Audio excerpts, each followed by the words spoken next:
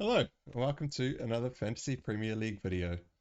My name is Steve, and I managed to get bang on my safety score in game week 25 without any chips in play, which I'm actually really stoked with. Now, heading into game week 25, I was pretty sure that I was destined for a red arrow, considering there was going to be a lot of triple captains getting chucked on Salah this weekend. There was already a whole bunch of assistant managers that were already in play. They were looking to spike points for their second week of the chip running. And of course, there were also a whole bunch of managers that were turning the assistant manager chip on in game week 25 to try to jump on that double.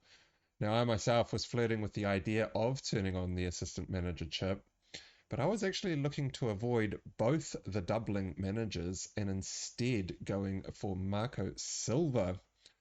But I did end up deciding to wait for the doubles later in the season. Well, Marco Silva did actually come away with 18 points, beating both Slot and Emery at 13 and 14 points apiece. So it is definitely worth considering those single game week managers that do have table bonus on offer. Now, since my last video, we have got news of double game week 32, which is actually going to be key for my trip strategy moving forward.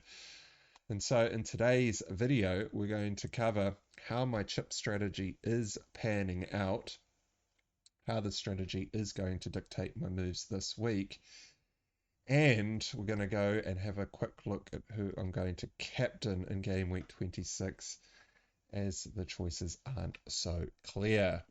So with that being said, make sure to give this video a thumbs up and subscribe to the channel, especially if you get any value out of the following content.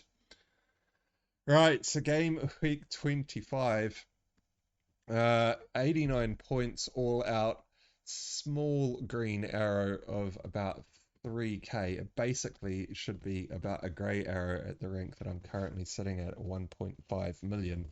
Still trying to recover from the horror start to the season. But it did come in pretty good for me this week. Of course, every manager's dog was captaining Salah for his double, especially after the 29 pointer that he pulled in the week previous. And he came away with 40 points all up, which is pretty much of a muchness. And it ended up being, I think, about 210% effective ownership for Mo Salah. So there were a few triple captainers out there.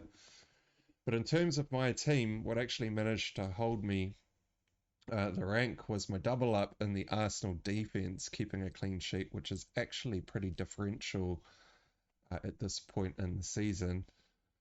Alexander-Arnold coming away with a clean, or getting pulled off in that first game while the clean sheet was still intact, and then scoring a goal in this morning's fixture. But unfortunately, I was opting for Kanate to try and keep pace with Arnie Slot. Came off at halftime in that first match and conceded 2 goals this morning, coming away with 1 point across the double, which is pretty bad going. Palmer blanked and Bumo blanked. Rogers blanked twice, just coming away with 2 sets of appearance points.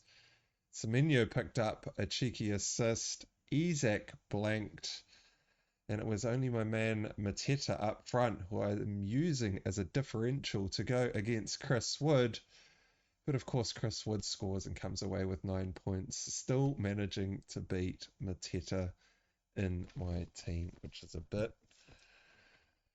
Chris Wood, man, he is pretty frustrating at this point of the season. Now, we're not going to dwell too much on what happened in game week 25. I'm just going to look forward to my future plans around chip strategy, which is basically all going to revolve around the assistant manager chip, given how powerful this chip actually is. Now, with the announcement of double game week 32 for both Crystal Palace and Newcastle, I'm now looking to target Crystal Palace for their double in game week 32, which will be against Man City and Newcastle, which at this point are both table bonus games and are both games that I think Crystal Palace have a decent enough shot at winning. Now, of course, the table might change significantly by the time we get up to game week 32, so we all have to keep an eye on that. And of course, how Man City and Newcastle are performing. But Crystal Palace is Man City's bogey team. They quite often do beat them, even at the Etihad in the past, and they are totally a team that can be beaten this season. And with Newcastle, I mean, I think Palace could get a result against Newcastle. They really only need a draw in these table bonus matches to make it worthwhile. And you've got that outside shot at a win for like 18 plus points for one fixture. Could be 18 doubled to 36. And so that is where I am currently looking to have the chip active. Now, it will be interesting to see where the other doubles fall, as I've still also got my wild card and bench boost to worry about as well. I also have the free hit up my sleeve too, but we'll go over when I'm planning to use the free hit in just a little minute. So I'm unsure exactly on when I will be activating the assistant manager chip, but it'll certainly encompass this double in game week 32 to try and hunt down some table bonus points. Now, while we're on the assistant manager, this will be the third week for a lot of you who turned on the assistant manager chip in game week 25. This week's choices are actually pretty tough, which is another contributing factor as to why I didn't end up turning the chip on in game week 25. Now, if you do want to roll the dice on a table bonus fixture this week, I think your best shot is probably Ruud van Nistelrooy for Leicester, being at home to Brentford. But that's actually a pretty long shot, and I think I would probably avoid it myself if I had the assistant manager chip in play. The other table bonus games worth considering, but I think are probably behind the Leicester fixture, is Oliver Glasner away to Fulham, who I do know I am looking to target a little bit further down the line. But Fulham are just, I don't know. I think Fulham are going to be pretty tough to beat at home. And the other fixture would be Ipswich or McKenna at home to Spurs, which might even be the way that I did end up going if I was going to go for a shot at a table bonus, as Spurs are just kind of all over the place at the moment. I think they are probably a team worth targeting. Otherwise, I think you're just looking to go straight for a Teta, as that West Ham fixture does look like it's going to be a pretty comfortable win for the Gunners, even though they are still without a few key assets. Now, following along for the chip strategy, so I will be looking to use my free hit in game week 29 in order to manage the blank. Now, Liverpool are blanking in game week 32, and I'm actually already tripled up on them. Currently got Canate on the bench this week away to Man City. But outside of the immediate two fixtures for Liverpool, of City away and Newcastle at home, these are two games that I do think Liverpool are actually going to win, but they are the tougher two fixtures over the upcoming run. But then they have Southampton, the blank, Everton, Fulham, West Ham, Leicester, and Spurs, who can all be gotten at. And I'm already tripled up on Liverpool, having opted to not go for the Arnie slot move. And so I want to hold my Liverpool triple up right the way through. So that's leaning me towards a free hit in game week 29. I also already have Rodgers in my team as well, who will be blanking in game week 29, and I don't currently have any plans to sell him. Although Nwaneri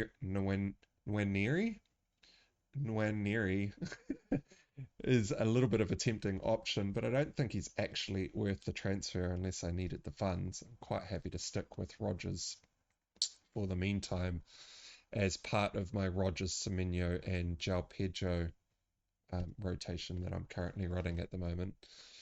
And I also have Isaac and Mateta in my team, who are both doubling in game week 32, but are also both blanking in game week 29. And so if I was to try and mitigate 29 without a free hit, I'd have to be selling a whole bunch of these players, and I'd probably want some of these players straight back into my team. I mean, I could look to go down to 2 Liverpool and then maybe play with like 10 men or something like that.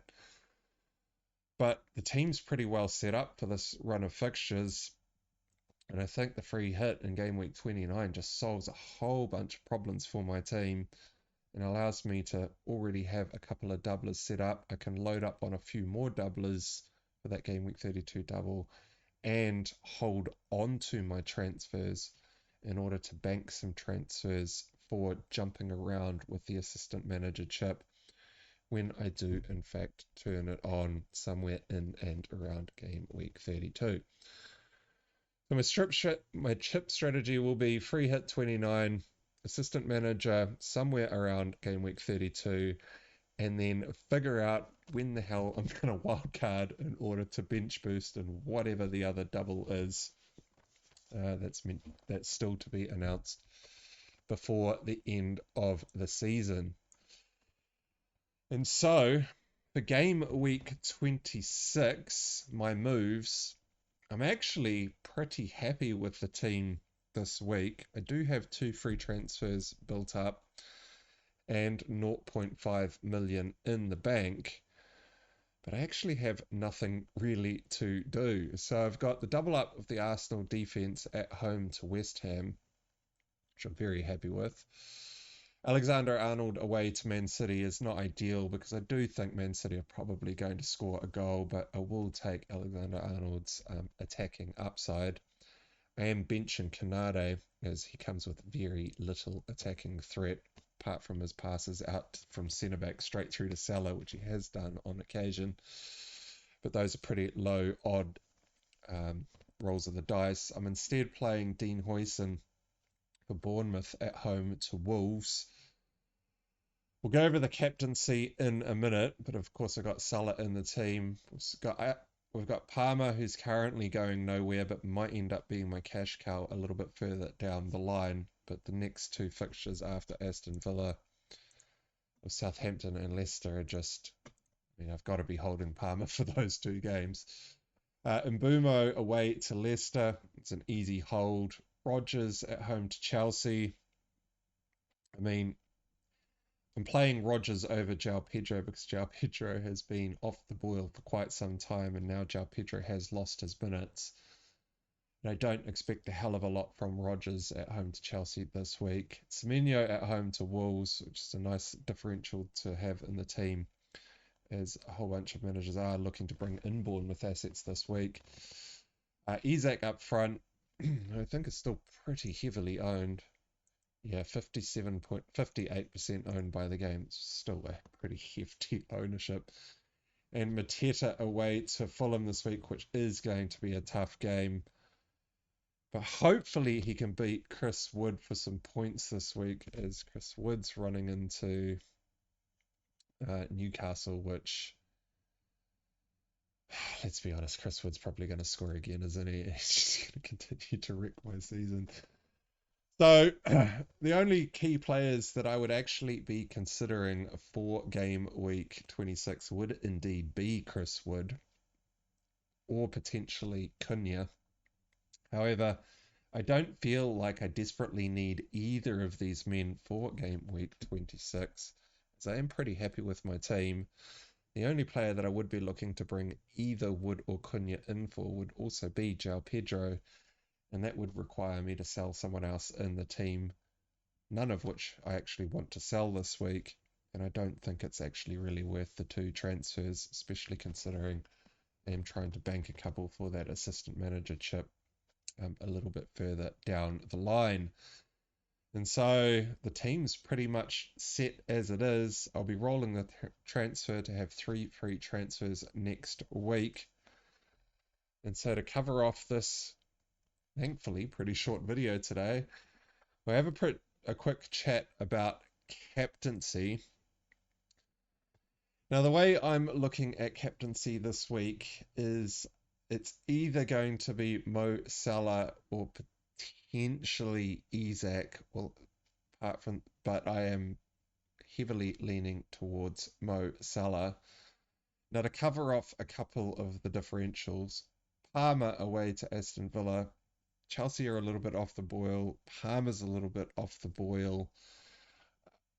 I think Palmer can do fine this week against Aston Villa. I'm not saying that he's definitely going to blank or anything, but it doesn't feel like he's going to come away with a massive haul this week. Similarly with Mbumo, now he has a much better fixture than Palmer. It's also away to Leicester, and Leicester are a team worth targeting.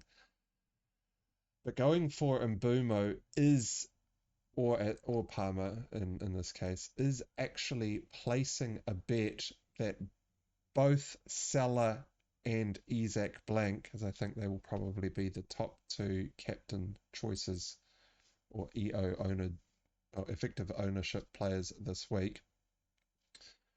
So it's that Salah and Isak both blank and that Mbumo scores probably at least a couple of returns. Now, the way I see it is that Salah is in the form of his life right now. City have been struggling for big parts of the season, and if I actually had to put money on it, I would say that Salah probably scores a goal this week. And so going away from Salah is basically placing a bet that not only Salah does blank, but also that the player that I'm going for has to score a couple of returns, considering I do think that Salah actually does score a goal this week. And not only that, Salah's more than capable of getting multiple returns in this City fixture. And so I won't be going differential and trying to snipe a Palmer or Mbumo shout this week for captaincy. It's really only between Salah and Isak. Salah in the form of his life gets the extra points for the goal. I mean, Isak could definitely come away with a couple of returns at home to Nottingham Forest. But I do think a lot of managers out there will probably avoid Salah, given it is Man City away at the Etihad. And so banging the captain's armband on Salah this week, where his effective ownership should be a lot lower than normal, does give me a lot more rank rise out of any points that Salah does pull in. Of course, assuming that the likes of Palmer, Mbumo, and Isak don't go mental and score a couple of goals or get a return and an assist this week. So for me, it'll be Captain Salah, Vice Captain Isak. Kind of hoping that Palmer and Mbumo blank this week, I guess, because they're probably going to have a lot higher effective ownership. Also hoping that my double Arsenal clean sheet comes in, and of course that Mateta comes through and finally beats Chris Wood with some very much needed points to gain me back up the ranks. And alright, well that wraps up this video. So don't forget to like and subscribe and leave us a comment to tell us what you think. Good luck for the game week. Thanks for watching, and I'll see you all again next time.